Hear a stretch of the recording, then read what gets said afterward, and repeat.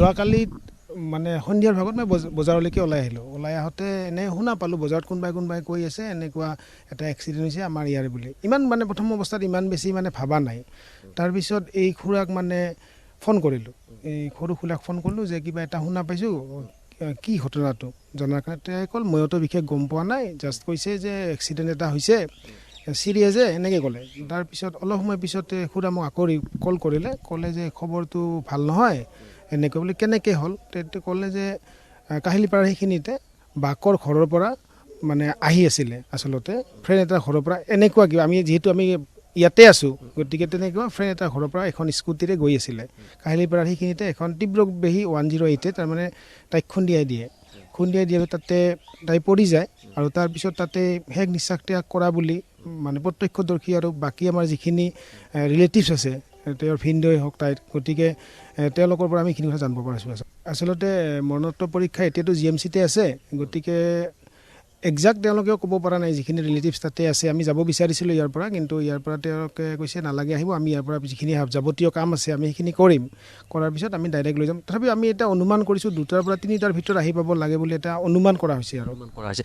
আৰু এটা খবৰ ওলাই আছে যে তীব্ৰবেগী 108ৰ বাহনখনে খুন্দা মাৰিছে, অৰ্থাৎ সেই বাহনখনৰ চালকজনৰ ভুল থকা বুলি অভিযোগ আহি আছে। আপোনালোকে কি ধৰণে গম পাইছে এই কথাখিনি? নিশ্চয় সেই কথাটোতো যিখিনি অভিযোগ আমি শুনিছোঁ বা আমি যিখিনি শুনি আছোঁ সেইখিনিৰ পৰা এটা কথাই ক'ম যে 108 আচলতে মৃত্যুঞ্জয় বুলি কোৱা হয়। কোনোবা এজন ৰাস্তাত যেতিয়া মানুহ এজন এক্সিডেণ্ট হয় প্ৰথমতে আমি 108কে ফোন কৰোঁ, কিন্তু সেই 108 ইমান তীব্ৰ বেগেৰে আহি মানে খুন্দিয়াই পেলাই থৈ যাব।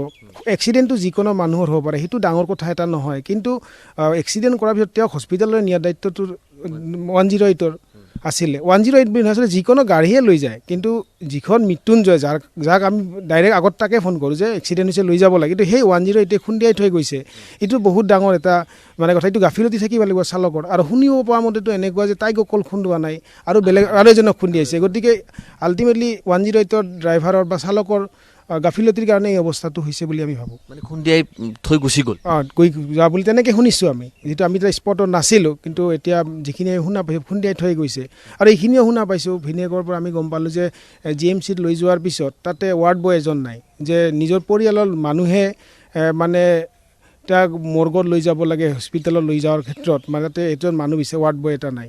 এনেকুৱা ধৰণৰ এটা পৰিস্থিতিও আমি শুনিবলৈ পাইছোঁ। আচলতে বুকুত শিল থৈ হ'লেও কাম কৰিব লগা হৈছে। এইটো মানে বহুত বেয়া লগা কথা এটা যে ঘৰৰ পৰিয়ালৰ ব্যক্তিয়ে যিখিনি সময়ত ইমান শকত ভাগি পৰিছে, সেই পৰিয়ালৰ ব্যক্তি এজনে যেতিয়া যিজন মানে ৰোগী আছে তাইক যেতিয়া নিব লগা হয় মৰ্গত, তেতিয়া বহুত বেছি মানে এটা বেয়া লগা পৰিৱেশ। আচলতে এইটো মানে হ'ব নালাগে, কাৰণ আজিৰ সময়ত ইমানখিনি আমাৰ চৰকাৰে যিখিনি কাম কৰি আছে সেই হিচাপত এনেকুৱা হ'ব বুলি ভবা নাছিলোঁ। আপোনালোকে ভবা নাছিল? লুনাৰ কথা আমি শুনিছোঁ, লুনা সামাজিকভাৱে বহুত সক্ৰিয় আছিল, চাকৰিত যোগদান কৰাৰ কথা আছিল। নিশ্চিতভাৱে ঘৰততো পৰিৱেশটো আপোনাৰ এতিয়া সকলোৱে ভাঙি পৰিছে। হয়, তাই একচুৱেলি তাই JB কলেজৰ ল মানে কৰিলে, ল কৰাৰ পিছত তাৰপিছত তেনেকৈ তাই প্ৰাইভেট এটা বেংকত কামো কৰি আছিলে। তাৰপিছত এই অহা পৰহি আচলতে কালি হ'ব তাই মানে আৰু এটা নতুন চাকৰি এক্সিছ বেংকৰ এটা চাকৰিত মানে যোগদান কৰাৰ কথা আছিল। আৰু বিহুৰ সময়ত আহিছিলে ঘৰত, আহি একদিন দুদিনমান থাকিলে, তাৰপিছত মা দেউতাকৰ লগত আকৌ গুৱাহাটীত গ'লে। গুৱাহাটীত যোৱাৰ পিছত পৰহিৰ আগৰ দিনা দেউতাক আৰু মাকে ঘূৰি আহিলে। তাৰপিছত যোৱাকালিতো ঘটনাটো হ'লে। ছাত্ৰ সন্থাৰ লগতো জড়িত? হয়, উত্তৰ আমাৰ আঞ্চলিক ছাত্ৰ সন্থাৰ লগত তাই এজন সদস্য আছিল। তাই মানে সক্ৰিয় আছিল আৰু তাই বিভিন্ন কিছুমান সামাজিক কাম কাজৰ লগত জড়িত আছিল বিভিন্ন ধৰণৰ মানে। আৰু তেওঁ বাকী যিকোনো ক্ষেত্ৰত নৃত্যই হওক বা যেনেকুৱা কবিতা লিখাৰ ক্ষেত্ৰতে বিভিন্ন ধৰণৰ মানে কামত প্ৰতিভা ছোৱালী আছিল তাই। আচলতে ঘৰত এতিয়া কোন আছে? ঘৰত এতিয়া মা দেউতা আছে তাৰ, আৰু সৰু খুৰা আৰু খুৰী আছে। শিক্ষক অৱসৰপ্ৰাপ্ত শিক্ষক তেখেত। তেওঁ ওচৰৰে এখন প্ৰাইমাৰী স্কুলত কাম কৰিছিলে, তাতে আছে। এতিয়া মৃত্যুঞ্জয় ড্ৰাইভাৰৰ এইটো তাত অলপ নেগলিজেঞ্চি হয়তো, সি শুনাত মানে আমিতো এইটো দেখা নাই, কিন্তু সুৰামুক্তত আছে শুনিছে যি ধৰণে ড্ৰাইভাৰৰ অলপ হিয়াৰ ভুল আছিল বুলি শুনা পাইছোঁ। এতিয়া লুনাই নহয়, তাইক সৰুৰ পৰা পাইছোঁ, মই ওচৰৰে হয়, এই ওচৰৰে নেইবাৰ হয় একদম।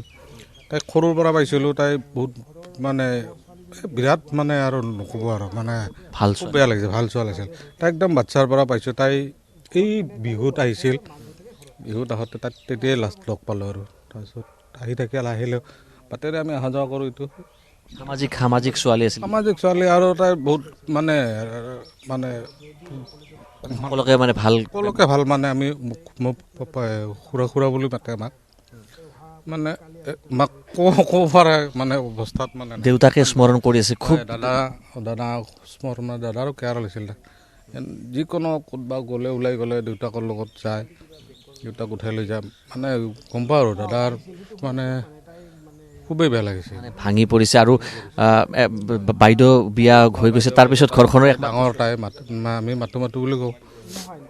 তাইক এই বাচ্ছাটো লৈ আহিলে আহি থাকিলে তাতে দুটা থাকে, আমি আৰু এনেই তাতো মাতো বুলি কওঁ আৰু দুটাকে। খুবেই ভাল ছোৱালী আছিল আৰু তাই। আৰু এটা কথা শুনিছোঁ বেংকত জইন কৰা কথা। হয়, নতুনকৈ এই আজিয়ে নে কালি মানে হেৰিতে এক্সিছ বেংকত নেকি কিবা এটা হৈছিল, তাই জইন কৰিব আৰু বুলি শুনা পালোঁ।